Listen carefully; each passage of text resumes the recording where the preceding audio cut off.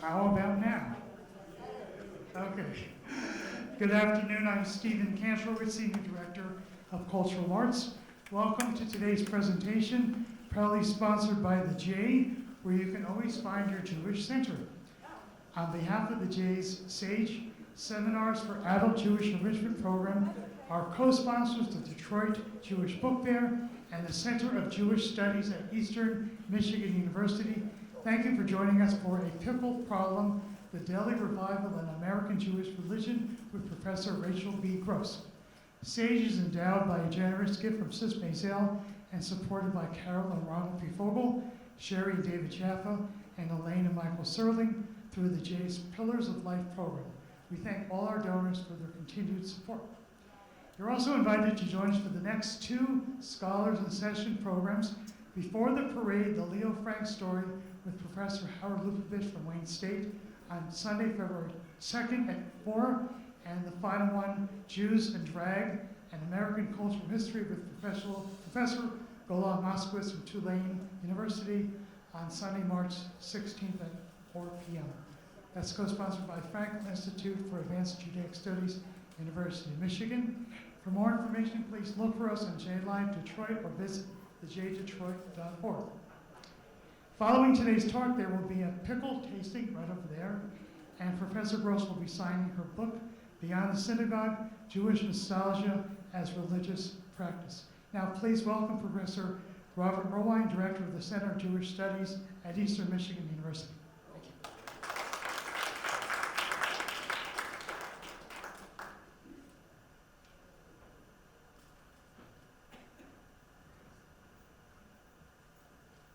Hi, and welcome.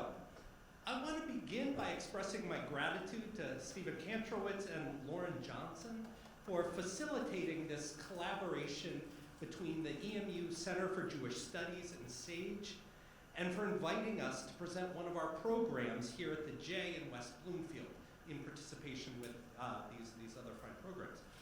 I hope this is the first of many such collaborations. My name is Bob Earlwine. I am a professor of religious studies in the Department of History and Philosophy at Eastern Michigan University, and I am the director of the EMU Center for Jewish Studies. Today, we are here to listen to Professor Rachel Gross deliver A Pickle Problem, the Deli Revival in American Jewish Religion, but I need to say a couple of things before I turn things over to our speaker. First, as Stephen already mentioned, there are pickles. Given the title and given where we are located, particularly EMU, we had to bring pickles from Zingerman's. And second, I wanted to take just a moment to tell you a little bit about the Center for Jewish Studies at EMU, because I don't know how well known we are in these parts. We've been in existence now for about 13 years, and we have steadily grown and established ourselves, not only on the EMU campus, but in the larger Southeast Michigan community. We pride ourselves on creating a space to learn about Jewish culture and history, and we do this not only for our Jewish students, but for all of our students. And not only for our students, but for the broader community as well, with public facing programming and events such as this one. In addition to our work on campus, we do work supporting a Jewish Studies minor. We run travel courses to places like New York and Poland, which we also subsidize to make more affordable for our students. And we're involved in a number of other ways with students, faculty, and staff on campus. But for the sake of brevity, I won't go into that. I will limit myself just to saying a couple more words about our programming. The Center for Jewish Studies brings programming that is educational but also accessible and engaging for non-academic audiences. Recently, we've had talks about how Jewish thought, culture, and history can help us think about things like artificial intelligence or climate change. And this past September, we had a prominent pollster here on campus to talk about Jewish voting patterns and what to expect in the then upcoming election. We also bring exciting cultural events. This year, we brought a longtime editor of Batman Comics and the creator of the best-selling Haggadah graphic novel, Jordan B. Gorfinkel, to campus. He delivered a multimedia presentation and also did a cartooning workshop for our students. And last year, we not only had the young adult play Connected translated, and this is the play by the Israeli playwright Ora Urian, so we had it translated, and we held its English language debut on EMU's campus in the Sponberg Theater, and we did this, we partnered with a local theater troupe, a youth theater troupe that's specialized in global theater. And beyond that, we also brought the playwright out for an extended trip. He was there for the debut, but then also to engage the community. This coming March, in a similar, along these lines of kind of cultural events, in partnership with Temple Beth Emeth in Ann Arbor, we are hosting a summit on anti-Semitism. And Susanna Heschel will be the keynote speaker. And we're going to also, as kind of an attempt to create a space for civil and empathetic dialogue in a difficult moment, we are going to have a panel of speakers from the Jewish community of Ann Arbor, from a kind of across the political spectrum, talking about the past year and their experiences. Okay, I do realize everyone is very eager to hear Dr. Gross speak about how pickles and delis can help us think about Jewish identity, so I'll wrap up my spiel just by saying one more thing. The EMU Center for Jewish Studies holds a unique position on campus and in the Southeast Michigan community, and our work at the center really wouldn't be possible without the generous support of our donors. If you'd like to learn more about us, we have a newsletter back there. We also have a sign-up sheet if you'd like to receive notifications about our events. And even better, if you'd like to make a donation, we have QR codes and some merchandise for people who would be, who make donations. Okay, now, without further ado, let me introduce our distinguished speaker. Dr. Rachel Gross received her PhD from Princeton University in 2014. She's an associate professor at San Francisco State University and holds the John and Marcia Goldman Chair in American Jewish Studies there. Her book, Beyond the Synagogue, Jewish Nostalgia as Religious Practice, was published in 2021 with NYU Press, and it was a finalist for the 2021 National Jewish Book Award in American Jewish Studies, and it received an honorable mention for the American Jewish Historical Society's 2021 Saul Wiener Book Prize. It is my pleasure to welcome Professor Gross to this podium.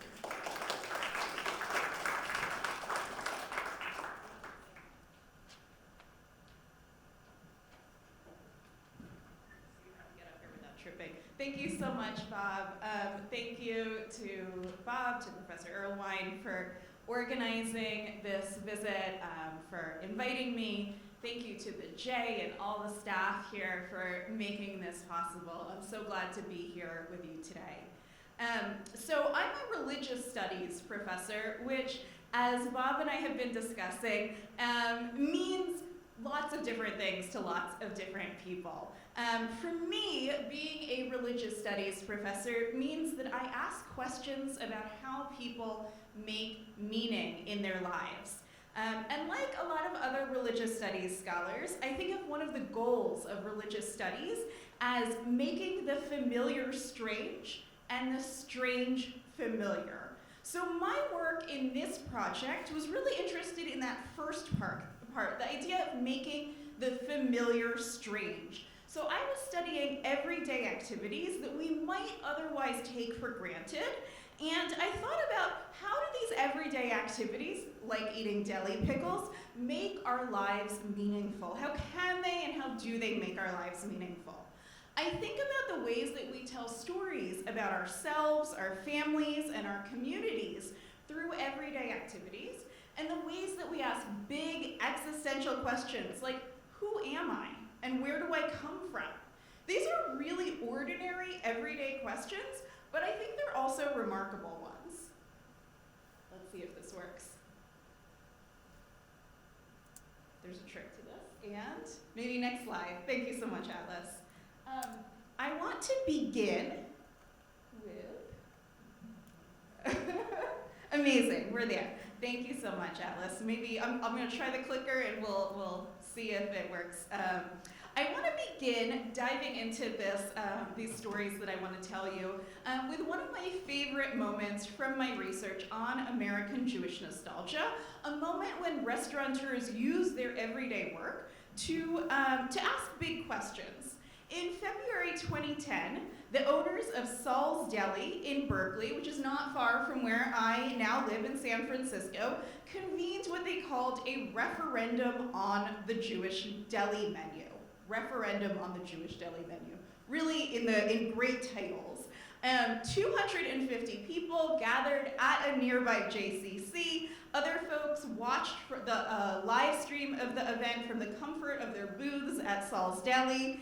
And at this referendum, deli owners Karen Edelman and Peter Levitt announced that they had a problem. The standard Jewish deli menu was simply too long. It was at least 4, maybe 5 pages long. It was excessive. The menu that deli customers had come to expect relied on industrial meats and produce shipped from far-off regions. And Peter and Karen, who were concerned about both culinary authenticity and environmental sustainability, wanted to avoid all of this. So, they said, the idea is to get permission from our patrons to have the deli cuisine breathe like the seasons. And so perhaps you'll have a cold borscht in the summer and a hot borscht in the winter, Karen said, referring to their popular beet soup. That means, Peter told his customers, just to make sure they really understood, that means no chilled borscht in December.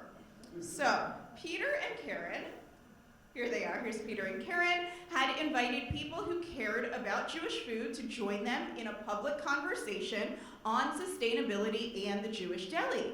And with humor and sincerity, Karen explained that a referendum is a fancy word for when a body, in this case one deli, poses a question to people on issues that will affect them. Sometimes, she said, the results are binding. This is not one of those cases. But Karen and Peter wanted a forum to explain to their customers why they had been changing the menu at Saul's and why they would continue to do so in order to serve more sustainable, local, and artisanal products. They were making their deli, their traditional Jewish deli, actually a little bit more like Zingerman's. And Karen told her receptive audience that she and Peter wanted to make the Jewish deli cuisine actually a living, breathing cuisine, to drag it out of the museum. So in doing this, Karen and Peter and the folks at Zingerman's were part of a movement over the last 20 years or so of some American Jews who have been looking back nostalgically at Ashkenazi Jewish cuisine, dishes brought by Central and Eastern European Jewish immigrants to the United States around the turn of the 20th century and developed in the United States throughout the 20th century. When journalists and restaurateurs usually call this a renaissance of interest in Ashkenazi cuisine, but I'm a religious studies scholar, so I like to call it a revival. I like to emphasize the religious and emotional nature of their work. They're not just simply reproducing recipes from Ashkenazi Jews' Eastern European past and immigrant heritage in the United States, but they have been deliberately making American Jewish food fit for the 21st century. At their restaurants and food trucks and pop-ups, their food reimagines Ashkenazi Jewish cuisine in terms of sustainability, reliance on local goods, and the slow food movement. Their reimagined deli food is artisanal and creative. Sometimes it's ironic or campy. It's nostalgic in ways that bring American Jewish past into the present and imagine a new Jewish future. And Zingerman's, as I said, whose pickles we'll get to taste after this talk as your reward for sitting through the talk, Zingerman's is absolutely part of this movement though I'll admit that I didn't study it specifically for this research.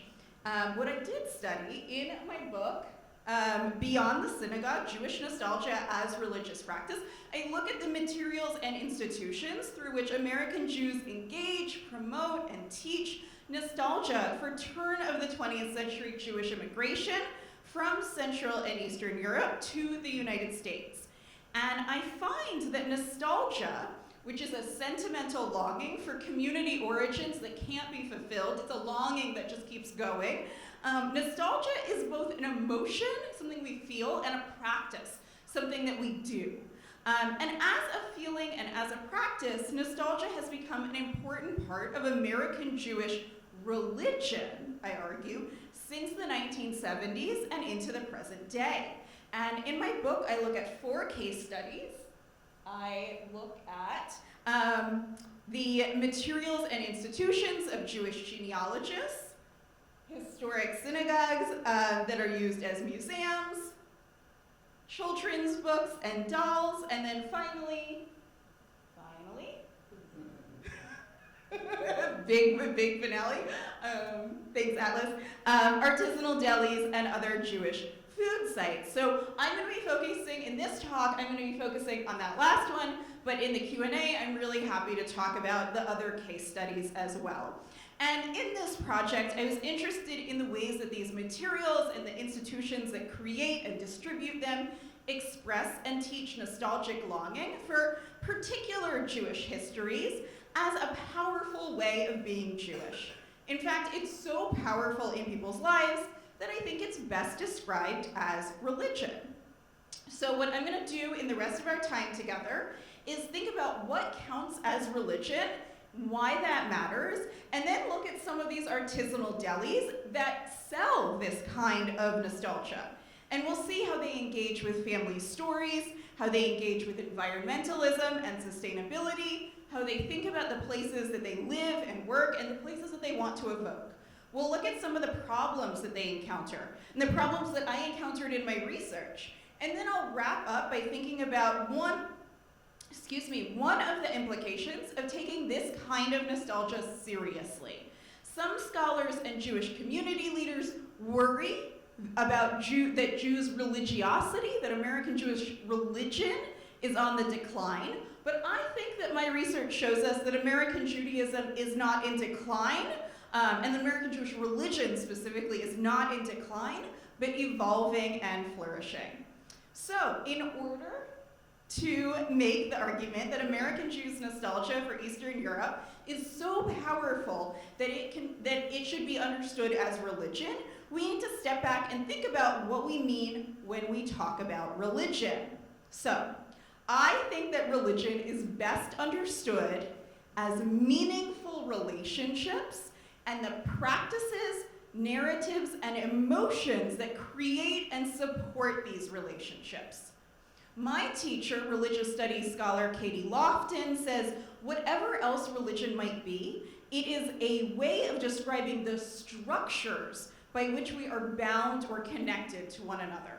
So if we think about religion as structures and relationships, it helps us see the ways that families and communities and memory are central to religious practice. And doing so helps us think about how people who do consider themselves religious make meaning in their lives, as well as how those who don't see themselves as their religious find meaning outside of traditional practices. So I get to spend my academic career debating definitions of religion, which I think is the most fun thing I can get paid to do. But I think it's worthwhile for all of us to think about what we mean when we think about religion. I think there are 3 good reasons. I'm going to offer you 3 good reasons why you should care about what we talk about when we say religion. So number 1, how we define religion has serious legal implications in the United States, as we've seen coming to the fore in discussions in the last few years. Discussions of religion and religious freedom have been used especially to strengthen white Protestants' claims to racial and religious supremacy. Organizations denoted as religious get privileges like not paying taxes, and we give other privileges to religious groups and spaces too. And we see this, for example, in how Native Americans, for instance, have had to repeatedly make the case, generally unsuccessfully, that their practices and their spaces count as religious in a legal sense. I don't think that the things that I'm talking about in this talk are likely to be counted as religious in a legal sense, but I want us to understand that the stakes of this debate are very, very high in this country.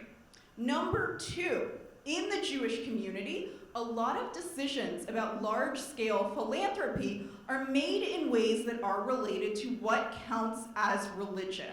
Many major philanthropists have been persuaded to give money to Jewish organizations that are ultimately designed to make Jews, especially but not only young Jews, either more traditionally religious or even more so tied to the recognizable institutions of American Jewish religion. So as we probably all know at this J, there is big money at stake in our communities. And third, and maybe most importantly to me, though power and money are pretty good reasons, but also I think that thinking broadly about religion offers a new and better way of thinking about how we and how other people make meaning in our lives, and how we place ourselves inside stories that we think are important. So what I'm doing in this project, in thinking about how nostalgia for Eastern European heritage has become so important, so prevalent, so institutionalized, and so standardized that it should be understood as part of American Jewish religion, that is related to debates that people are having in Jewish communities about something that some people call Ashkenormativity. Ashkenormativity is a word that draws attention to the ways that Eastern European heritage, that European Jewish heritage, especially Eastern European Jewish heritage, is prioritized in American Jewish cultures and is often assumed to be the Jewish identity to the detriment of Sephardi, Mizrahi, and other non-Ashkenazi backgrounds. So I think that if we want to critique Ashkenormativity, this centralization of Ashkenazi heritage, or if we want to celebrate Ashkenazi heritage, and I think we can do both, the first thing that we need to do is know how Ashkenormativity works, including through food cultures. So one thing that both nostalgia and religion do really well is they help us connect our own stories and our family stories to much bigger narratives. The culinary revivalists that I study do this through their work on food. Noah Bernemoff founded Mile End, which is a Jewish deli in Brooklyn that emphasizes sustainable ingredients and dishes made in-house. He grew up in Montreal, and he named his restaurant off after the Montreal Jewish immigrant neighborhood.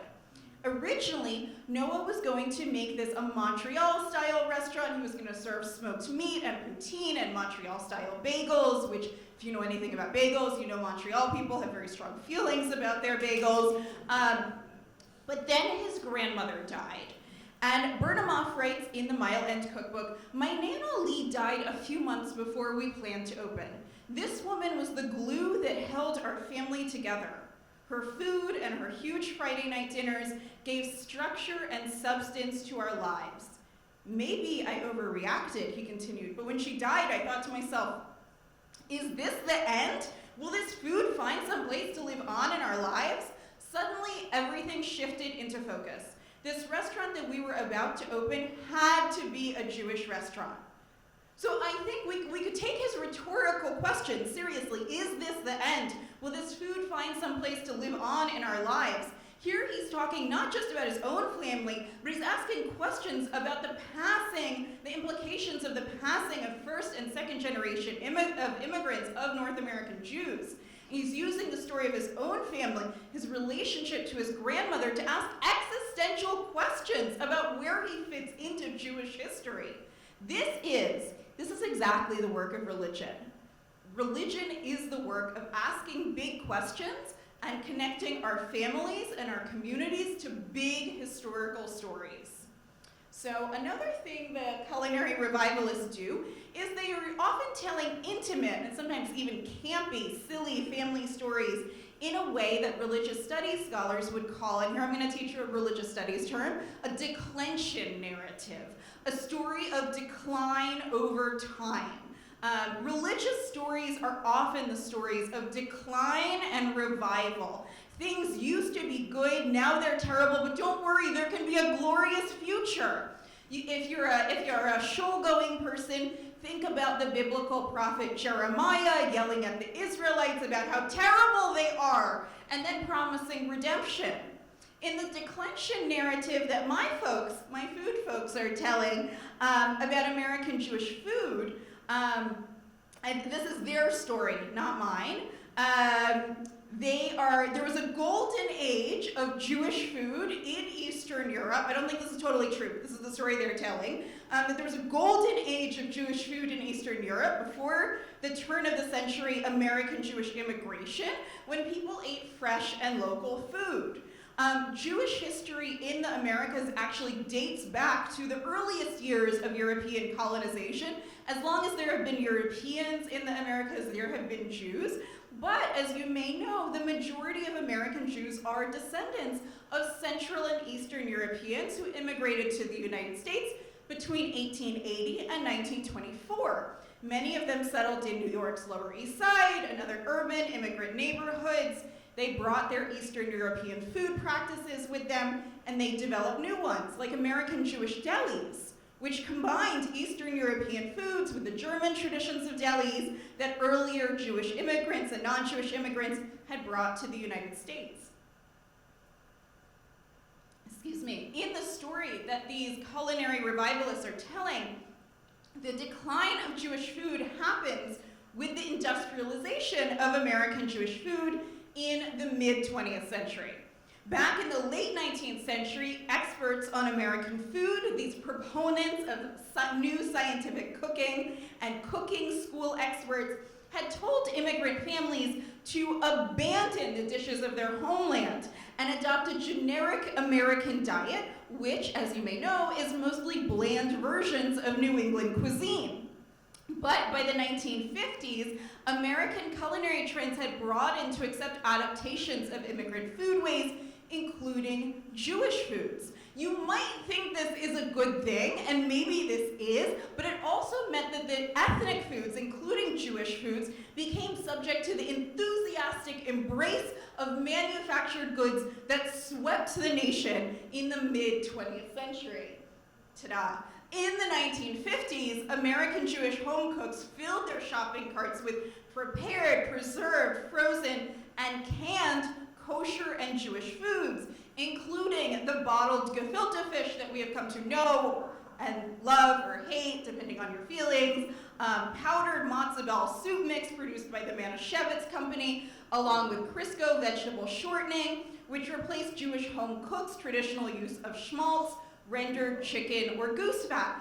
Ask me about Crisco and the Jews. That was a side project of mine. I decided to become an expert on the history of Jews and Crisco, and I did. So, that's a thing you get to do. To eat recognizably Jewish foods, Jews no longer needed to cook in the traditional manner.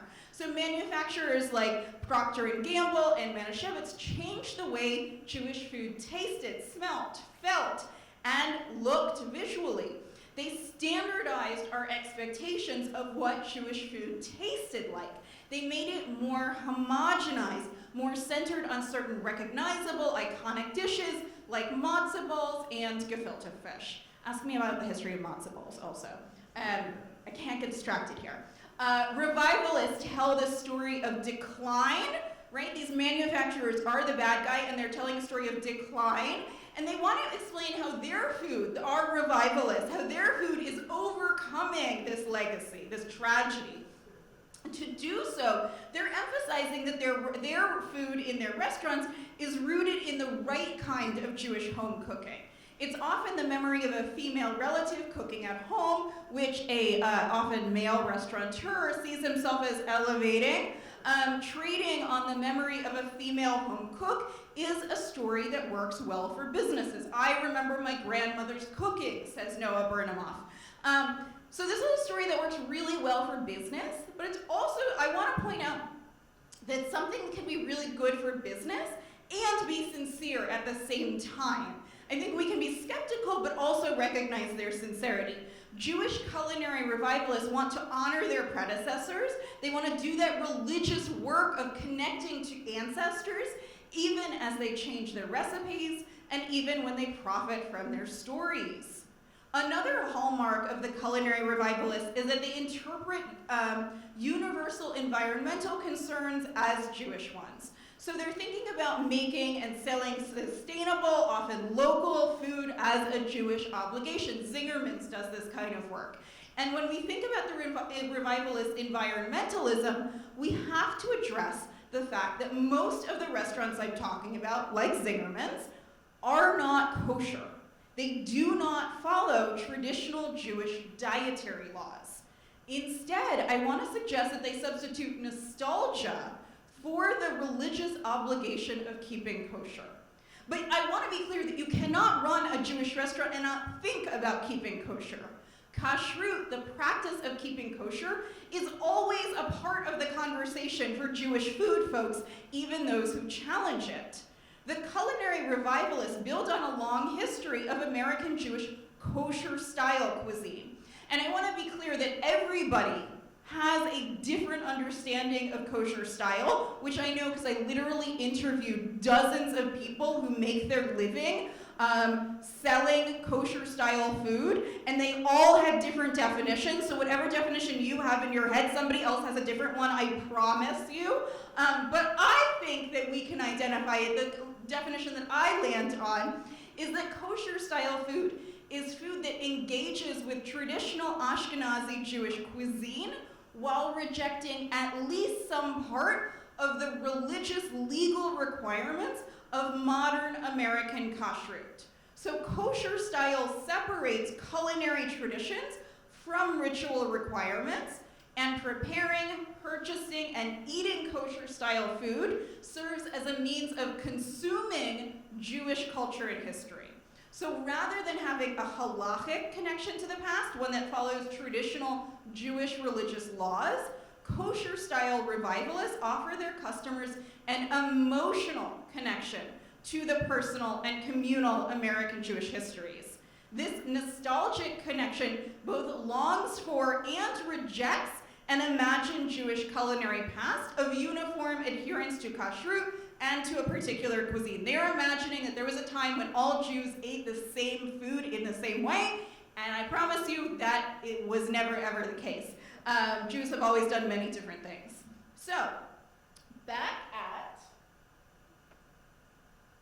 nope, we were not there yet. We're getting there. Can we go back, Atlas, can we go back one? Thank you, perfect. So back at Mile End, Noah told me that he feels comfortable serving non-kosher food at a Jewish restaurant. To him, the non-kosher food that he serves demonstrates respect for the animal and respect for the earth. For Noah, environmental sustainability is a universal concern, and at the same time, he believes that he has a special responsibility to maintain the earth as a Jew. He told me, and I'm going to read a quote that is his words, excuse me, "To serve matzo ball soup with unkosher chicken that's pastured and raised ethically is to me a better chicken soup than buying kosher chicken, which is factory farmed and where the chickens, are shitting all over each other. That's kosher, but that's not Jewish to me," he said. "That doesn't fall in line with what I think are my Jewish ethics." So for Noah, Mile End respects Jewish tradition because of the non-kosher meat that it serves, not in spite of it. Now we get to Body by Pastrami. This is Ken Gordon, founder of the artisanal deli Kenny and Zeus in Portland, Oregon, which is known for its house-made pastrami. He said to me, again, his language, restaurateurs have colorful language, he said, most kosher meat basically sucks.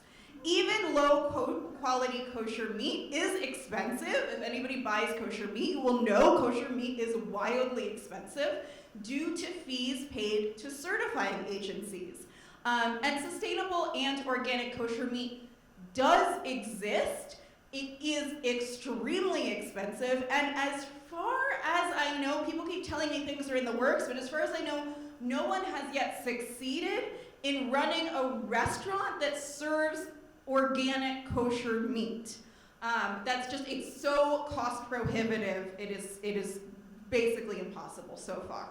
For revivalists like Ken and Noah, eating kosher meat is not part of their personal Jewish practice, and serving it at their restaurants is out of the question. For them, serving sustainable meat is a Jewish obligation. Now, Jews in this audience who do and do not keep kosher might have a variety of reactions to this. You probably do. Everybody has reactions to food. I think whatever your feelings are, I do think it's important to think about how other people think about their Jewish food practices. At the same time, revivalists have a sense of what fits and does not fit within their cuisine. I'm not serving people bacon-wrapped matzo balls, Noah told me. As he knew, bacon-wrapped matzo balls were a real dish served by LA Jewish chef Ilan Hall, who won Top Chef. In contrast, Noah says that his restaurant is true to the spirit of Ashkenazi cuisine, even as it changes it. At the same time, Noah, like Ken Gordon, doesn't see a problem serving a breakfast sandwich served with bacon. What's special about that breakfast sandwich to me, he told me, is that's the breakfast sandwich that I ate every morning with my dad. That's the bacon and eggs that I had that to me became religion in some way in that sort of routine. I couldn't have paid him for a better quote. For Noah, eating a bacon, egg, and cheese sandwich becomes a religious activity that recollects his Jewish family experience without contradiction, and his experience is representative of many American Jews, whether we like it or not. So, we've seen the culinary revivalists telling family stories and making their food sustainable. I also want to briefly address how they talk about place in American Jewish nostalgia, and especially in Jewish food. New York is inescapable. Throughout North America, Jews have opened New York-style delis as a way to market Jewish food without restricting their clientele to just Jewish customers. So a New York deli is usually the equivalent of a Jewish or a kosher-style deli, and it tells us how Jewish identity has really been subsumed into the melting pot of New York ethnicities. For both Jewish and non-Jewish customers, a New York deli, like this one in Richmond, Virginia, my home state, the descriptor New York is a sign of the deli's authenticity. And outside of New York, the label explicitly ties American Jewish origins, American Jewish eating habits to the dominant story of American Jewish migration history, pointing to the development of American Jewish food in New York and beyond that to its origins in Central and Eastern Europe. And if you're a not Jewish customer, a New York deli is seen as a more comfortable way to act as a culinary tourist, one that is more accessible. You're probably more likely to walk into a New York deli rather than one labeled a kosher style or even a Jewish deli. Some of the revivalists in New York make good use of this identity. These are my buddies at the Gefilteria, which is an ever-changing business, but they began as a purveyor of artisanal gefilte fish, horseradish kvass, and other old-world Jewish foods made from sustainable ingredients, and they draw on the commercial vintage aesthetic and nostalgic images of Manhattan's Lower East Side and Brooklyn, where they're based. I recommend them highly. I think they're no longer selling their gefilte fish, but when they do, you should definitely buy some. They don't give me a commission, and I really think they should. They've been described as having a Lower East Side 1920s pushcart aesthetic. They've been described as shtetl chic, which I think their style blends nostalgia for early 20th century Jews associated with the Lower East Side with the hipster appeal of Brooklyn. They are very firmly New Yorkers in style and taste. Meanwhile, we got to talk about bagels briefly. In the San Francisco Bay Area, my buddy baker Emily Winston created Boy Chick Bagels that also embraces a New York nostalgia. In fact, a New York Times article declared that her bagels, among others in California, were as good or better than New York bagels. Extremely controversial, as you can imagine. Emily is explicitly trying to recreate the taste of bagels of the beloved Manhattan bagel chain H&H, which she ate growing up in New Jersey. H&H closed, it may have been revived, but I can't keep track. H&H closed in 2012, and when she heard the news some years later, Emily said, "It was like somebody died and no one bothered to tell me." Emily named her business after her grandmother's response to her butch personal style. Her grandmother said to her, "Oi, such a boy chick," in response to her short haircut. "Tell me, will you be having your bar mitzvah soon?" Emily said, "In a big way, I'm selling nostalgia, and the name Boy Chick, little boy, suggests that." This is nostalgia not for European origins, but for New York, for past generations of New York Jews, reinterpreted to suit Winston's contemporary queer identity. But other revivalists around the country, there we are. Oh, no, let's go back. We're almost at the Pickle problem, almost. Other revivalists around the country are sick of talking about New York. Customers and restaurant reviewers in Portland constantly compare Kenny and Zook's to their idea of a New York deli, even if they haven't been to an actual New York deli in years, if ever. And Karen and Peter back at Saul's in Berkeley say that they are not trying to be a New York deli. Stop telling us whether we are or not an authentic New York deli. They say that their priorities are food, authenticity, flavor, sustainability, survival, and being true to the values of our culinary roots. They want their customers to focus on the origins and the taste of the food in front of them. And that brings us finally to the pickle problem that is the title of my talk. When Karen and Peter bought Saul's, a classic Jewish deli, from its founding owners, many of the restaurant's ingredients, as I said, were shipped from New York to Berkeley on the other side of the country. They were participating in the Bay Area's sustainable food movement, and they began to buy more local and seasonal ingredients as good Bay Area restaurateurs. But as they altered their menu, they ran into, what else? A pickle problem. As Peter explained at the referendum on the Jewish deli menu, with which I began, deli customers, as you may know, expect a half-sour pickle to be consistently available. Most of those customers do not know that a half-sour pickle is traditionally made from a fresh cucumber and eaten 6 to 20 days after pickling.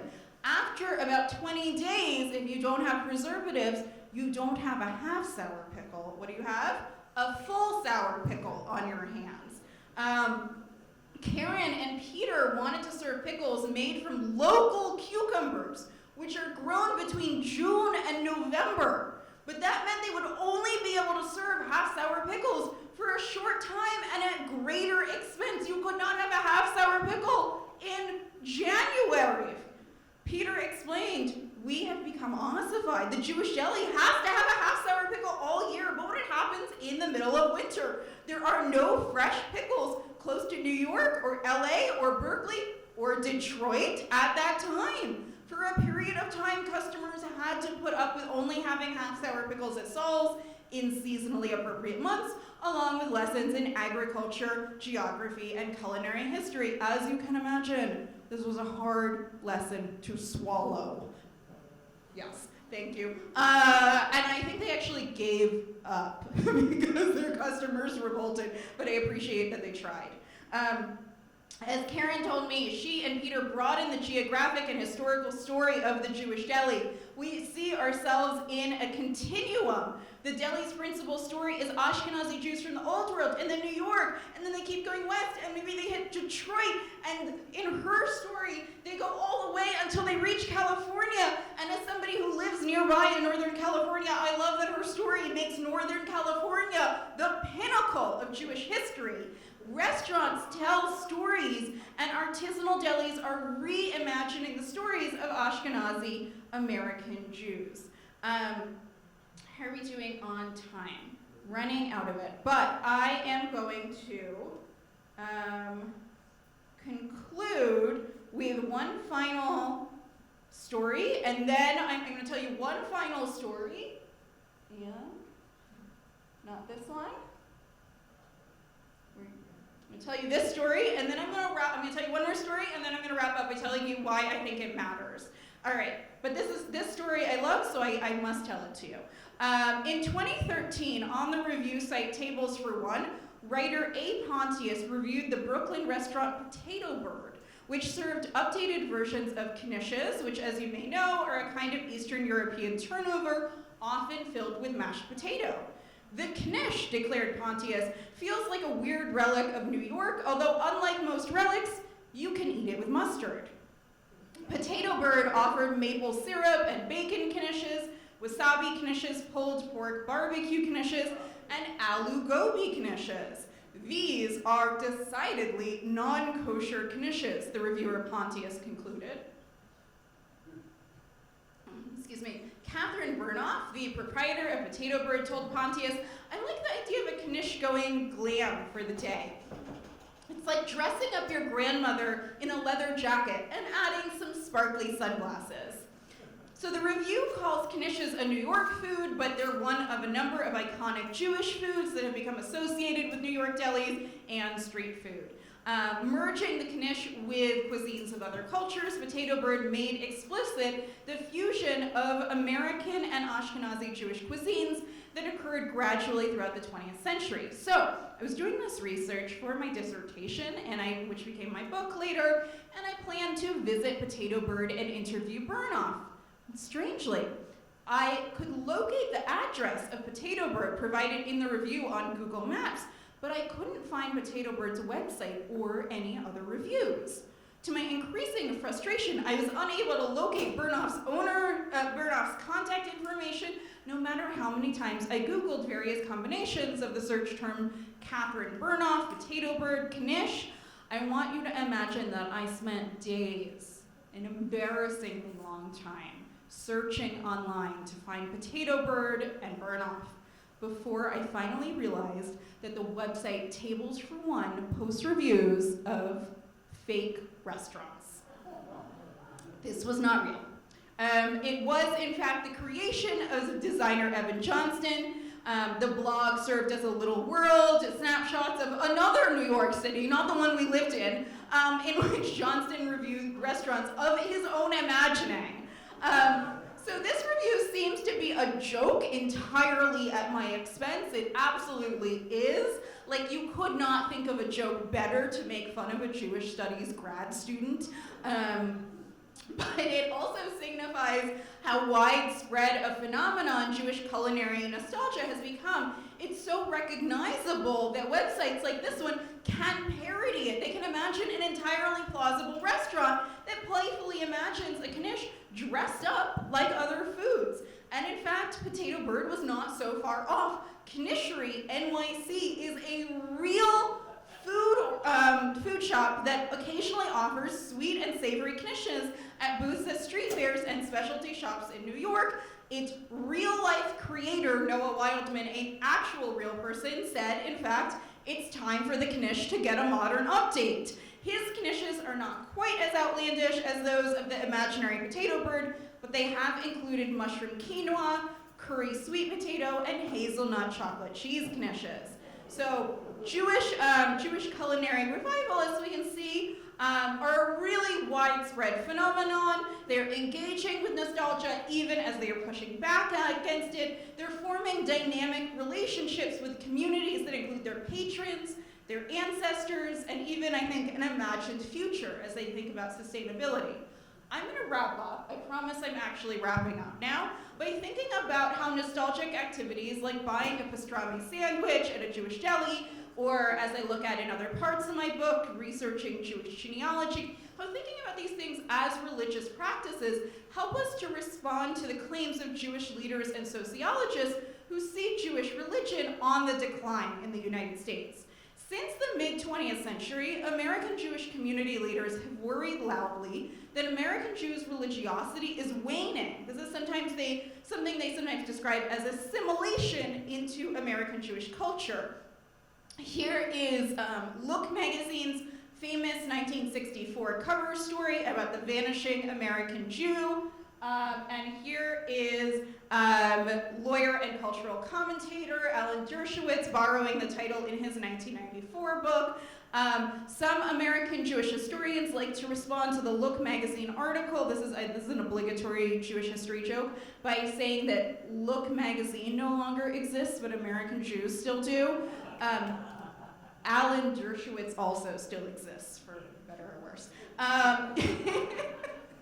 In recent decades, Jewish community leaders have worried about the effects of intermarriage in what has been termed a marriage crisis or a continuity crisis. Now, who is using these terms? Who is having this conversation? Congregational rabbis, folks who tend to have a prescriptive definition of religion. They are focused, when congregational rabbis are talking about the decline of religion, what are they saying? They're talking about synagogue attendance, the performance of holiday and life cycle celebrations. Quantitative sociologists are folks who are looking for things that can be measured. They're encouraging these conversations with studies of how many Jews are going to synagogue and keeping kosher and sending children to Jewish religious schools. And the most recent national study of American Jews by Pew Research Center, which came out in 2021, comes out of this legacy. Pew divides Jews into Jews by religion and Jews of no religion. This is a very odd definition. Jews by religion are those who answer a survey saying their current religion is Jewish. Jews of no religion are the folks who, given a list of religions, initially say none of the above, and then in a follow-up question are asked, do you think of yourself as Jewish in any other way, such as by ancestry, cultural or family background? But I think that American Jews, like other Americans, are actually just not very good at naming religion in their lives. The division between Jews by religion and Jews of no religion and related worries about the decline of American Jewish religion incorrectly identifies the ways that American Jews think about and practice Judaism in the United States.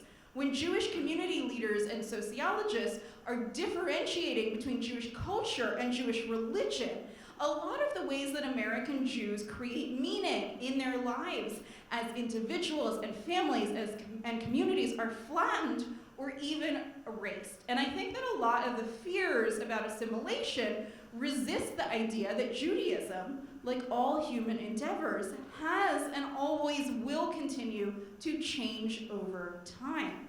They rely on the idea of a static Judaism and a static American culture, and they see the two as mutually exclusive rather than as responsive to one another. So I think that taking the kind of practices of American Jewish nostalgia seriously, including taking the Deli revival and the Pickle problem seriously, help us understand how American Jews make meaning in their lives as individuals and families and communities beyond traditional religious practices.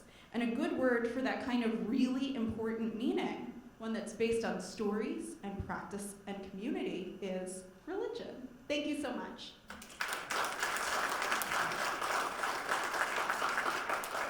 And do we have time for some questions then? Thanks, and we'll use the microphone. Thank you so much.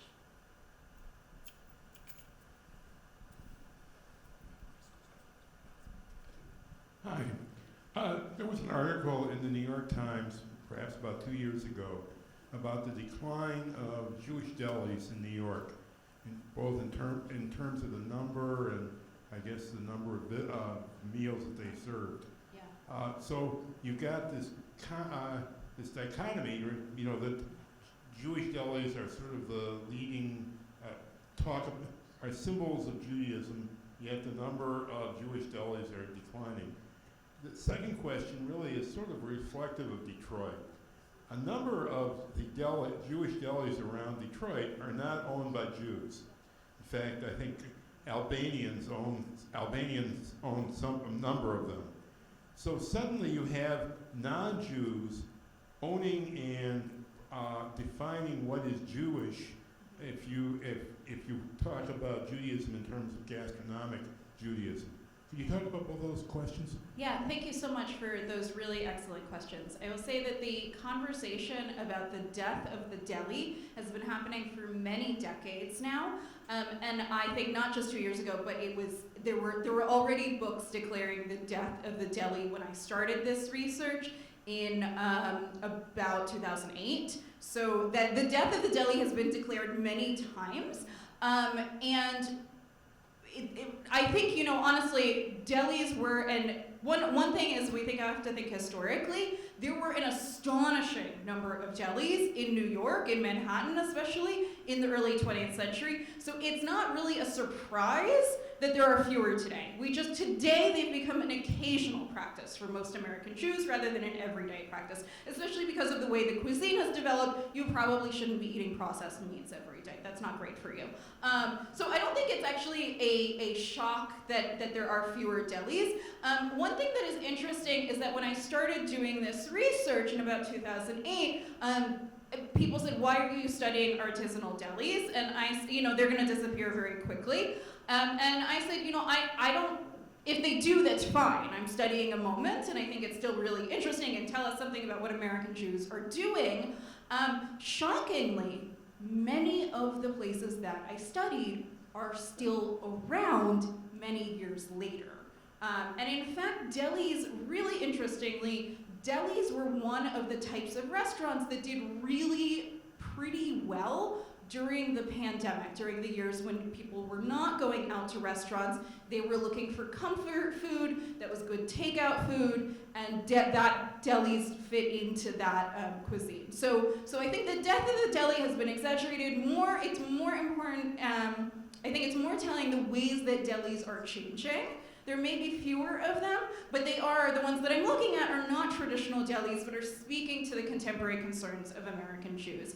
I also don't think, for me personally, as I study American Judaism changing over time, I think the more history you study, the less you're threatened by change.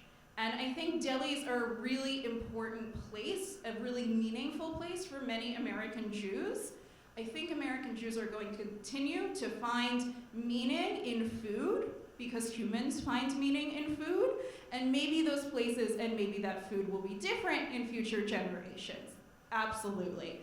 I think I really appreciate I appreciate that question. I also really appreciate your question about non-Jews owning Jewish delis. That's one of the things I touch on in my book, and thank you for asking that because I did not get to that in this version of this talk. That I think that studying things like nostalgia as religion, this type of place as religion, gets us into really complicated questions about the boundaries of community and the boundaries of religious community. It's actually not, it might be new that there are owners of Jewish delis who are not Jewish, but it's not new that workers, the people who have prepared Jewish food, that restaurant workers have not been Jewish. So for a long time, the folks who have been making this food for us have not been Jewish, and we haven't been attentive to that, I think, in many ways. But I think thinking about, in my book, I also think about Jewish museums, which are often also, like JCCs, are often also, without knowing anything about this JCC, but the Jewish cultural institutions where I live are often staffed by non-Jews as well, right? So we live in an integrated society, and I think it's worth thinking carefully about how thinking about these places can help us think more inclusively about our Jewish communities. And it can actually, these spaces can be places where interfaith families and other types of maybe non-normative Jewish families can feel more welcome, and they can be a place for Jews and for all of us to think about the boundaries of our religious communities. So thanks so much for that.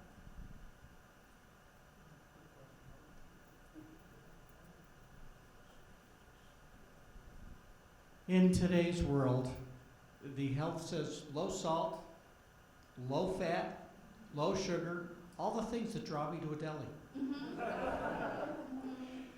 What impact do you think that is having on the new menus in the artisanal delis, if any? So they're certainly interested in smaller portions.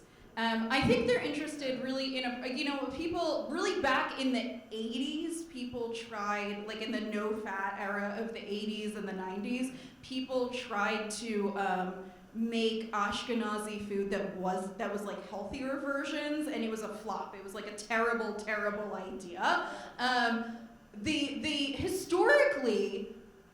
Historically, two notes of history, sorry, to place this in historical context. One is Americans, going back to the colonial period, have always eaten more meat than other folks around the globe.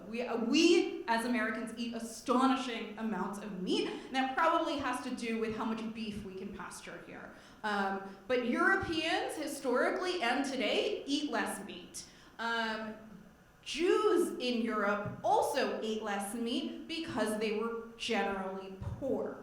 When they come to the United States and bring their cuisine here and develop it, these sometimes foods that you might eat for Shabbat once a week become something that you eat more regularly, right? So I think one thing that folks in this deli movement would say, and I am not part of the deli movement, so I'm not advocating for this, I'm just sharing, my findings, they would say, have it as a sometimes food. It's delicious, don't have it as an everyday food. But they're also thinking about having, not these giant sandwiches that like Katz is known for, but having something that is better for the planet and better for your body, which is a deli sandwich sometimes. So thanks for that. What about the assimilation of the food? Mm-hmm. Bagels, you can get a bagel, or at least a bagel-shaped piece of bread, everywhere in the world. 35 years ago, I could get bagel-shaped bread in Japan. They call it a bagel. When these things become universalized, do they stop being Jewish foods? It's a great question. I don't have an answer for you, but I will tell you that I play a game with my students when I teach a class on American Jewish food history at San Francisco State, and we begin the class with the question, what is Jewish food? And we end with the question, what is Jewish food? And usually they're completely confused by the end, which is, of course, my goal as a humanities professor. But to answer, so the short answer is I don't know. You can decide for yourself. But I think I have a running theory about bagels, actually, that the way we talk about bagels is the way we talk about Jews. And I'm really interested in the boundaries we draw about what is and is not a bagel. And I think and I don't think you're doing this here, but I think it parallels our concerns about what are the boundaries of our communities, right? What is and is not a bagel. And what we learn from food studies is the way that the academic studies of food is that the way we talk about food is the way we talk about people. Right, that food is so important to us, and it identifies who we are in the world. So as you're pointing to, this is a real question. So number one, food changes over time, and number two, so this is, and the history of the bagel is really the history of lenders, which made frozen bagels and made it more accessible and more popular. But then we get folks like Emily at Boychik who are making, who are going back to their roots and also changing bagels to be less like bread. So I don't have an answer, but I do think it points to really essential questions about how we identify our community and the kinds of changes, as you say, that are happening more broadly in society. Yeah. Last question. Oh, I hate for this to be the last question. I just wanted to comment. The same thing happened with pizza. When I was growing up, if you wanted pizza, you had to go to an Italian neighborhood. Yeah. Now there's pizza all over the place. Yeah, so I think maybe I'll use that to add one more thing, that this focus on sustainability and ethnicity, of elevating an ethnic cuisine is not unique to Jews. So Italian Americans are absolutely doing it. There's an Italian American cuisine that people often say, oh, this isn't like Italian cuisine, right? But it's an Italian-American food tradition, and there are Italian-American chefs who are thinking about embracing that tradition and making it more high-end. Chinese-American chefs are doing this as well, right? Saying there's a tradition of American Chinese food that is not inauthentic, but authentic to the United States, and we can think about embracing it. So I think what these folks are doing here, the folks that I study, are thinking about an American Jewish tradition, an American Jewish food tradition that is not inauthentic or authentic, that those are not the right terms for food, but thinking about the ways in which we make meaning in our lives as communities and as families, and doing the best we can with all of it. So thanks so much. Thank you. Thank you, Professor Gross, for sharing with us this slice of your book. And as we said earlier, her book is available for sale, and Professor Gross will be signing books as well. So thank you all for coming out today on this cold day, and maybe you're going to head out and go have deli for dinner.